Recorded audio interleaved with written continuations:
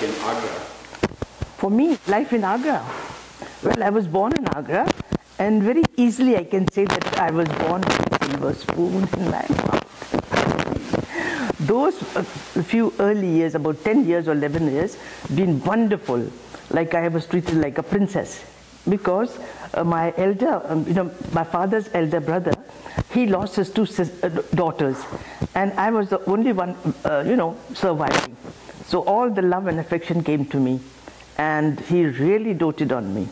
Who was that? My Tayaji, Mahmood Hussain, Sahibzada Mahmood Hussain. He was the one. But I think he was the one who really, I should say, I can't forget what all he did for me. I mean, I was a little girl, and I could get whatever I wanted.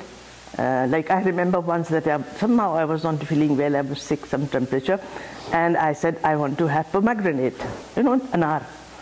In those days, there was no season. So, but I said, okay, I want it. So, he made sure, went to the very top class fruit merchant, and he said, you have to get it. He got that pomegranate from Delhi for me. And, that's the sort of things I really remember. So where did you live at that time? Oh, we were living in Karim Lodge. And Karim Lodge, you must have read that book this writer from India had written about my great-grandfather, about Queen Victoria and himself. So you can have some glimpses of that. So if you read that book, and in that you will see a dining room, and that replica was exactly the same in Karim Lodge. And you had these, I should say, staff was that much. Whenever there was a big party, and they used to come in white gloves, and so that was a fantastic thing.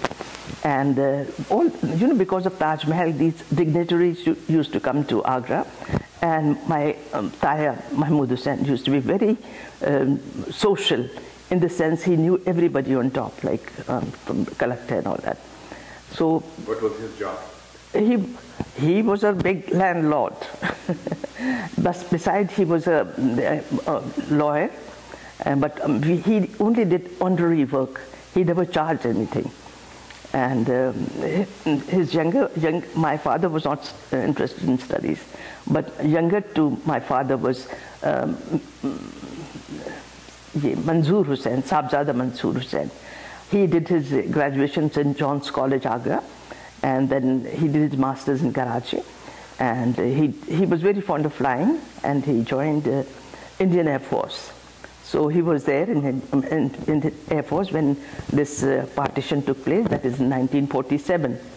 And at that time he was based in Ambala, and he had a mishap in South India. His aircraft caught fire, and he got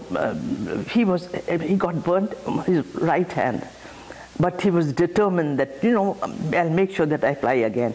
And good enough, his determination and will of God, he was able to fly again. Later on, when the partition took place, he joined in those days used to be which airline? Park Air, Crescent Air, Orient Air. Orient Air.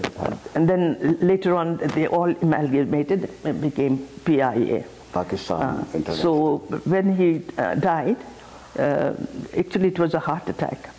And he was the chief sector pilot in northern area. He has a daughter and a son, Javed and Najma. Late Najma, she expired a few years ago. Javed is there in Karachi with his family. He has two sons, one is in Australia, and the other one is in Karachi. And all our extended family, like my father's brothers and sisters, we all were living in Agra. Whenever they got married, they would make a separate house for them, but it was interconnected. Like from one house we could go to another one, and they all had their own kitchen and bathrooms and everything. They had their own stuff, but children used to play together. And this is one thing that still we are so connected that I'm still very fond of those children whom I played with. and Auntie Naseem was one of them.